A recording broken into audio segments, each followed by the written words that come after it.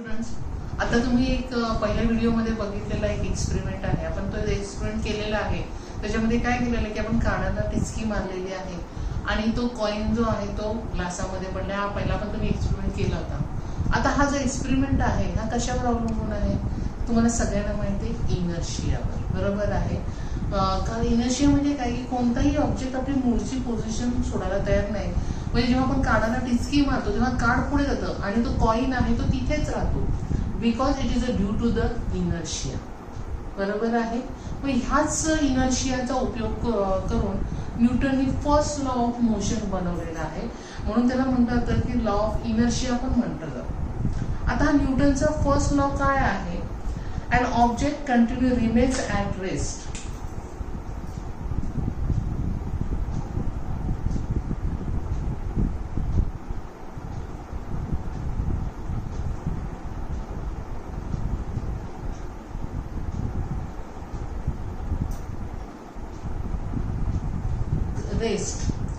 or in state of uniform motion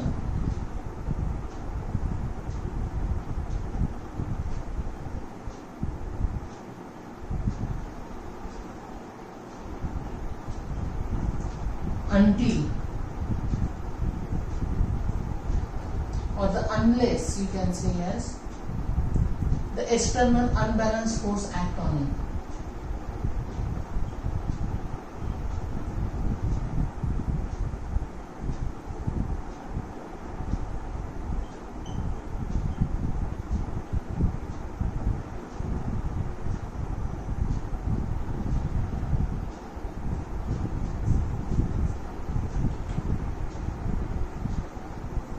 न्यूटनचा first law actually तरी बघा, an object continue remains at rest unless external unbalance force act on it. आपल्या बघायच्या पण experiment मध्ये आपण काय केलेलं आहे की आपण कानाला पण फोर्स अप्लाय केलाय, पण तो कॉइन जो आहे त्याला आपण फोर्स अप्लाय केला नव्हता. बरोबर आहे. It remains at rest. तो आहे तसंच स्थिर राहिला. ते कान पुढे गेलं आणि तो कॉइन आहे तसंच तिथे राहिला. आणि तुम्हाला माहिती की due to the gravitational force, पुन्हा त्या ग्रॅव्हिटेशनल फोर्समुळे तो कशामध्ये जाऊन पडला? ग्लासमध्ये जाऊन पडलेला आहे. बरोबर आहे. म्हणजेच काय की जोपर्यंत आपण कोणत्याही वस्तूला पण फोर्स अप्लाय करत नाही तोपर्यंत ती जी वस्तू आहे ती त्याच ठिकाणी राहते. तर उदाहरणार्थ आणखी एक उदाहरण घेऊया. सपोज एक टेबल्स आहे, त्या टेबलवर तुम्ही तुमची पुस्तकं ठेवली. बरोबर. आणि जोपर्यंत तुम्ही त्या पुस्तकांना हात लावत नाही किंवा तुम्ही पिकअप करत नाही तोपर्यंत ती पुस्तकं आहे त्याच ठिकाणी राहतात. बरोबर आहे. म्हणजेच काय की an object continue remains at rest unless the external unbalance force act on it. बरोबर आहे. आता पुढे तुम्ही काय म्हटलेलं आहे? Or in state of uniform motion. आता एखादा ऑब्जेक्ट युनिफॉर्म मोशन मध्ये आहे. आता उदाहरणार्थ तुम्ही बघता की फुटबॉल आपण बघतो. बरोबर आहे. आता फुटबॉलमध्ये जो गोल करतो, जेव्हा फुटबॉल त्या बॉलर जो आहे त्या बॉलला जेव्हा पायाने किक मारतो तेव्हा तो बॉल काय होतो? विथ युनिफॉर्म मोशन मध्ये असतो. बरोबर आहे. तो कंटिन्युअस जात असतो, पण जेव्हा तो जाळीला जाऊन आदळतो तेव्हाच तो थांबतो. बरोबर आहे. म्हणजेच काय होतं की समजा ही जाळी आहे, तो बॉल असा जातो आणि तो जाळीवर आदळल्यावरच मग तो काय होतो?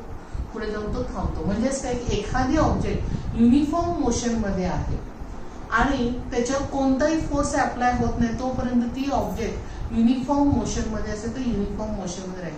की तुम्ही असं म्हणाल की एखादी वस्तू जर बॉलला पण मारा थोडा आणि तो बॉल जाऊन पुढे आपला थांबतो. बरोबर आहे. तो फॉल थांबतो. बरोबर आहे. पण तो का थांबतो?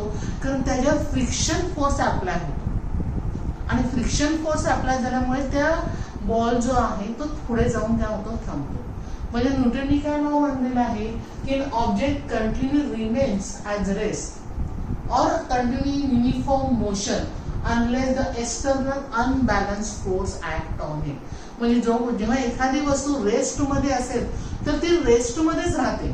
स्थिर असेल तर ती स्थिरच राहते जोपर्यंत तो फोर्स अप्लाय होत नाही. किंवा एखादा ऑब्जेक्ट युनिफॉर्म मोशन मध्ये असेल तर तो युनिफॉर्म मोशन मध्येच राहतो जोपर्यंत त्याच्यावर एक्सटर्नल अनबॅलन्स फोर्स अप्लाय होत नाही. आता हा जो एक्सपेरिमेंट आहे तुम्ही देखील करू शकता. मी आणखी युनिफॉर्म मोशन जाते की तुमच्याकडे आपण कॅरमची एक सोंगटी घ्या त्याला एक बारीकसं छिद्र पाडायचं. तुम्ही एक्सपेरिमेंट करू शकता छोटसा, आपणही करू शकतो. त्याला एक बारीकसं असं एक छोटंसं छिद्र पाडायचं आणि त्याच्यावर आपण एक छानसा हवा भरलेला फुगा लावायचा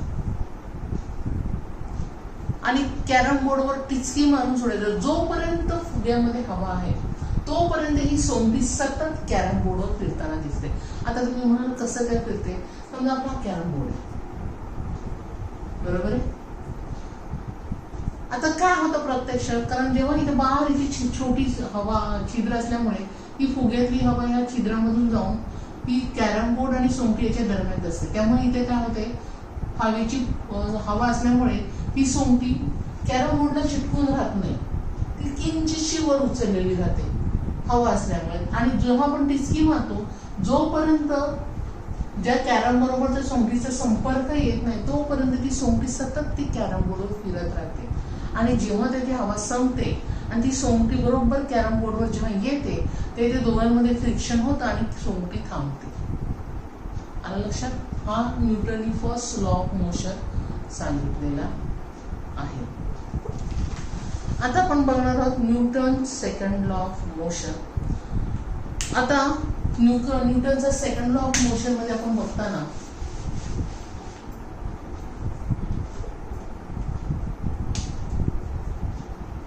फर्स्ट लॉ मी जरा पुसून टाकते, मी आपल्याला जाणार आहे.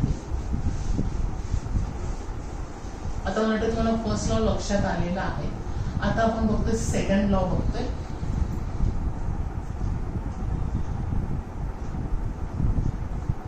न्यूटनचा सेकंड लॉ ऑफ मोशन. आता ऍक्च्युली न्यूटनचा सेकंड लॉ ऑफ मोशन जो आहे हा जो कन्सेप्ट आहे हा ऍक्च्युली एका क्वांटिटीवर अवलंबून आहे, which is called as an momentum.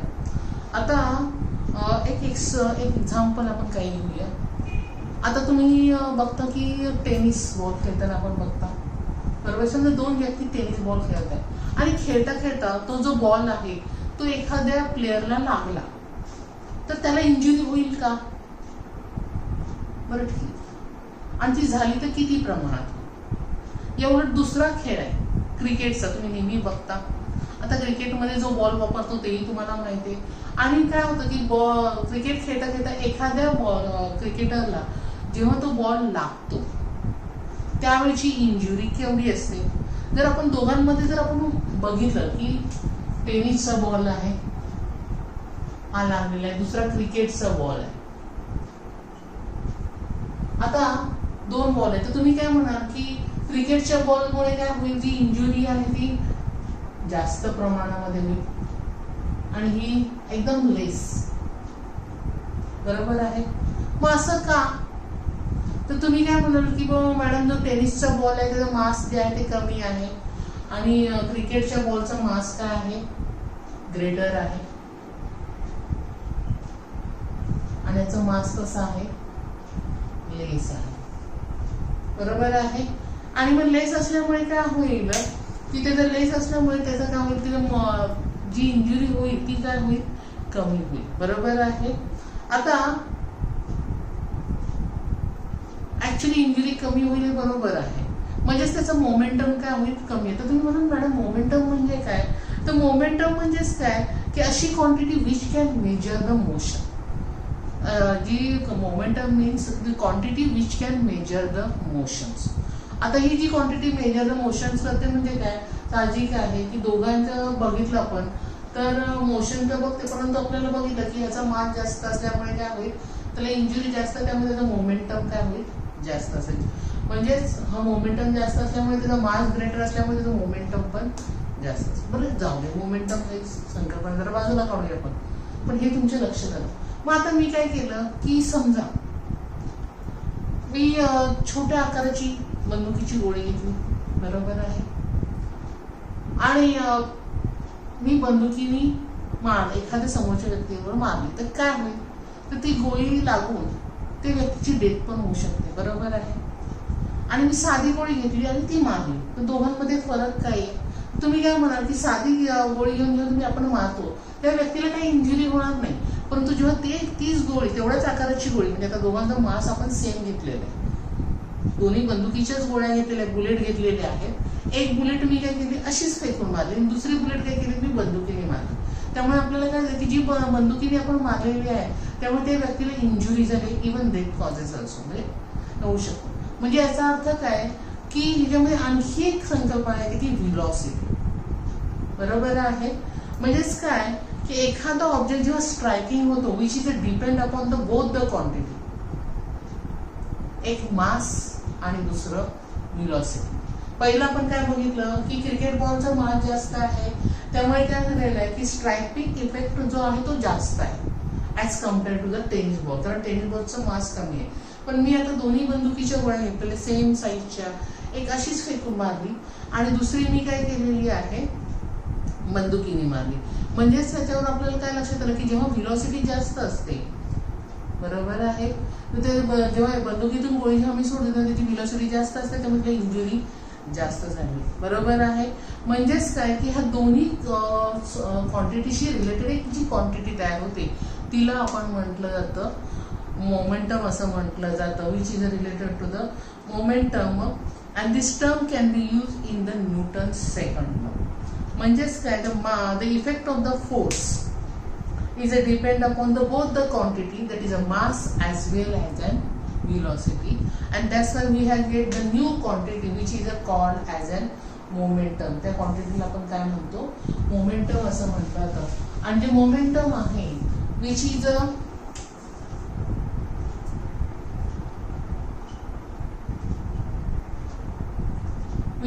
equal to the product of mass and velocity.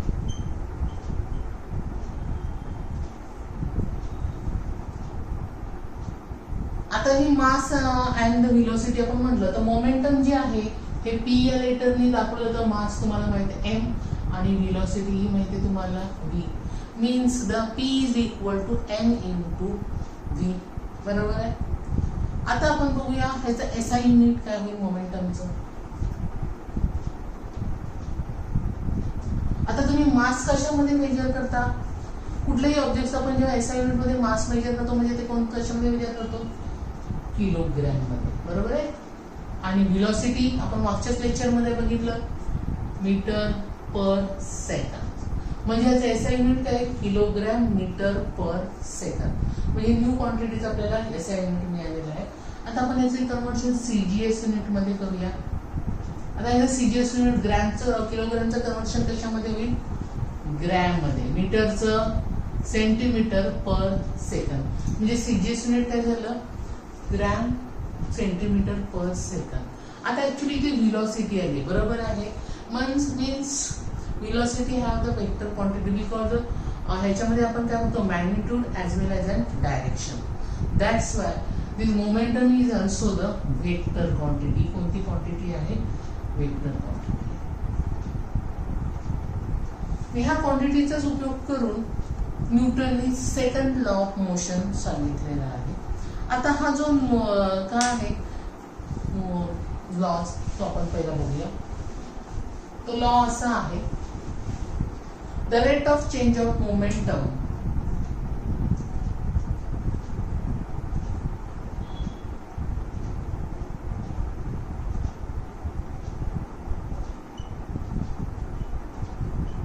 is directly proportional to the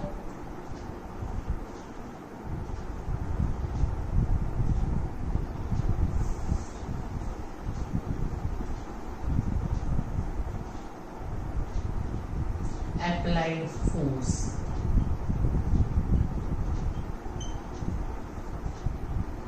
And the momentum occur in the direction of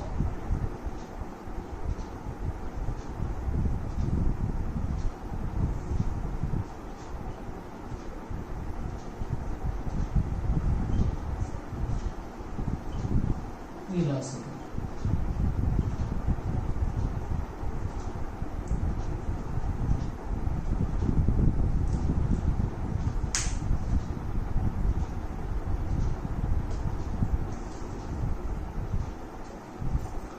आता हा जो लॉ आहे the rate of change of momentum is directly proportional to the applied force and the momentum occur in the direction of the velocity. आता एक example तुम्ही घेऊया. समजा तुम्ही क्रिकेट ग्राउंडवर आहात, तुम्ही बॅटिंग करताय. बरोबर आहे. आणि तुम्ही जेव्हा बॅटिंग करता तेव्हा जेव्हा बॉल जो येतोय, समजा तुमच्या हातात बॅट आहे, बॉलरनी जास्त स्पीडनी जेव्हा तुमच्या बॉलला तुमच्याकडे फेकला जातो, म्हणजे त्याच्या बॉलचं मोमेंटम कसं असणार आहे, जास्त असणार आहे. मग त्यावेळेला तुम्ही काय करणार आहात की तुमच्या बॅटच्या सहाय्याने तुम्ही जास्त त्याच्यावर फोर्स अप्लाय करणार आहात, because there is a change in momentum. त्याचं मोमेंटम चेंज होण्यासाठी, त्याचं जास्त होण्यासाठी तुम्हाला बॅटनी जोर काय करायला लागेल, जास्त लावायला लागेल.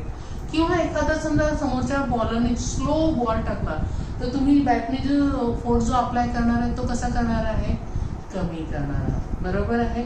म्हणजे जसं मोमेंटम असेल त्या पद्धतीने तुम्ही अप्लाय करणार आहात, फोर्स अप्लाय करणार. म्हणजे जास्त असेल तर जास्त फोर्स अप्लाय करणार आणि मोमेंटम कमी असेल तर कमी अप्लाय करणार आहात. म्हणजेच काय, the rate of change of momentum is directly proportional to the applied force. आता एक एक्झाम्पल घेऊया. सपोज एक ऑब्जेक्ट आहे, समजा तुमच्याकडे कार आहे, बरोबर आहे. Do your car having the mass and it can move with uniform velocity. The initial तुमच्या कारची velocity आहे,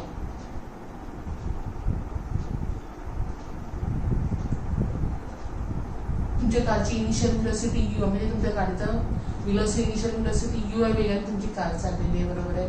you can apply the force, तुम्ही फोर्स अप्लाय केला, ऍक्सिलरेटर वाढवलं, बरोबर आहे. ऍक्सिलरेटर वाढवल्यामुळे काय झालेलं आहे, त्याच्याची direction of the velocity for the time t will become v. म्हणजे त्या टाइम पिरियडमध्ये तुम्हाला त्याची वेलोसिटी काय होईल, चेंज होईल. आणि ती वेलोसिटी चेंज व्हायला तुम्हाला टाइम लागलेला आहे. ती या टाइममध्ये तुमच्या गाडीची वेलोसिटी काय झालेली आहे, चेंज झाली आहे. आणि तुमच्या गाडीची फायनल वेलोसिटी v झालेली आहे. म्हणजे तुम्ही कार चालवताय, तुझा मास m आहे, तुमची गाडी u आहे, वेगाने चाललेली इनिशियल वेलोसिटी. नंतर तुम्ही ऍक्सिलरेटर वाढवला आहे, म्हणजे तुम्ही फोर्स अप्लाय केला. फोर्स अप्लाय केल्यामध्ये त्या टी टाइममध्ये तुमच्या गाडीची फायनल वेलोसिटी झालेली आहे, v झालेली आहे, बरोबर आहे. आणि वेलोसिटी चेंज झाल्यामुळे तुमच्या गाडीला ऍक्सिलरेशन निर्माण झालेलं आहे. सपोज ऍक्सिलरेशन झालेलं आहे a, बरोबर आहे.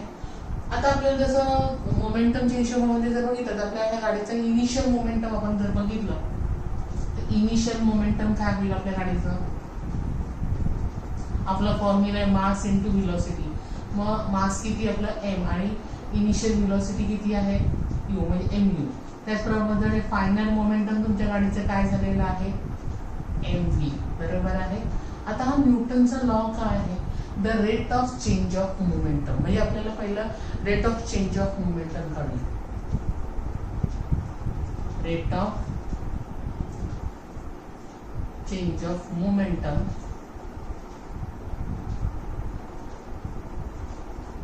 आता rate of change of momentum means काय, change in momentum upon time.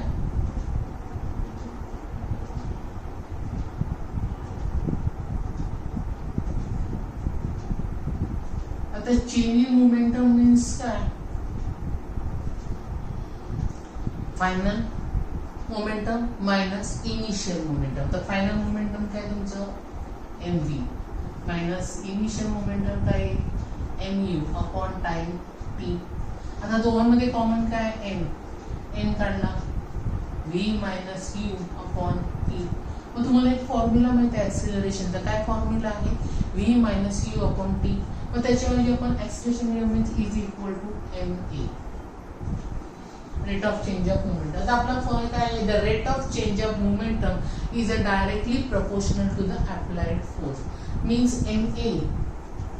ma is directly proportional to the applied force, बरोबर आहे.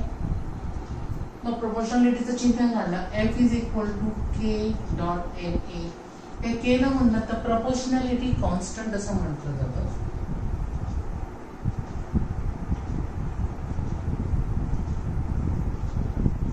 आणि त्याची व्हॅल्यू असते 1. त्यामुळे आपल्याला एक फॉर्म्युला मिळाला, F is equal to m into a. आपल्याला एक फॉर्म्युला मिळाला, that is the force is equal to the mass into the accelerations, बरोबर आहे. आता समजा कल्पना करा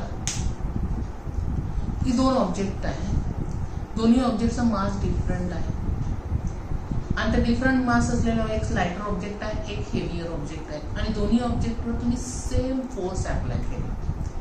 तर तुम्ही जर सेम फोर्स त्याच्यावर जर अप्लाय केला आणि दोन्ही पहिल्यांदा जे ऑब्जेक्ट आहे ते रेस्ट इन पोझिशन आहे, त्यामुळे इनिशियल त्यांची व्हेलॉसिटी दोघांची 0 आहे, बरोबर आहे. आणि दोघांवर जेव्हा तुम्ही फोर्स अप्लाय करता तेव्हा काय होतं की जो लायटर ऑब्जेक्ट आहे which have the faster than that of heavier object, बरोबर आहे.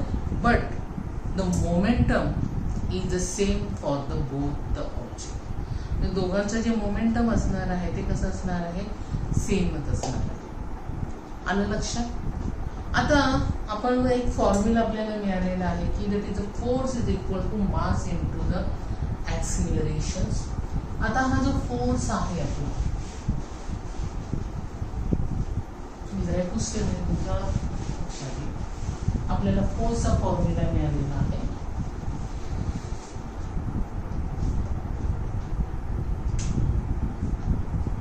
F is equal to MA, बरोबर आहे. मग आता हे फोर्स आहे ते SI युनिट कोणतं आहे, तर फोर्स जे आहे त्याचं SI युनिट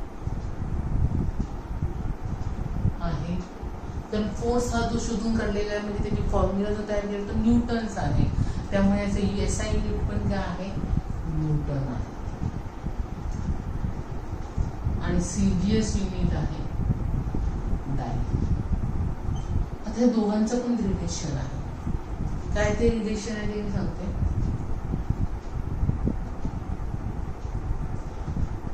फोर्स आहे SI युनिट मध्ये बघू आपण.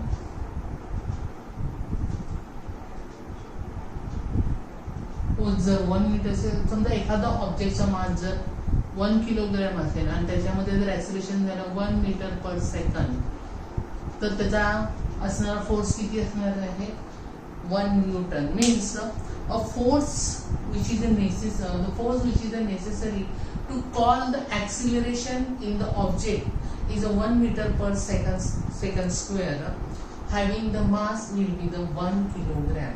Then the force is called as an 1 newton. त्या फोर्सला म्हटलं जातं 1 न्यूटन. आलं लक्षात. म्हणजे the force which is necessary to call the acceleration 1 meter per second in the object having the mass will be the 1 kilogram. Similarly, in CGS unit,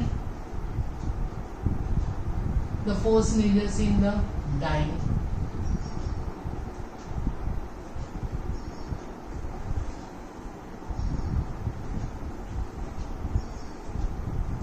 आता हे दोघांचं काय रिलेशन आहे ते सांगते, न्यूटन आणि डायनचं. तुम्हाला माहिती आहे की 1 किलोग्रॅम आपला फॉर्म्युला आहे 1 Newton is equal to 1 kilogram into 1 metre per second.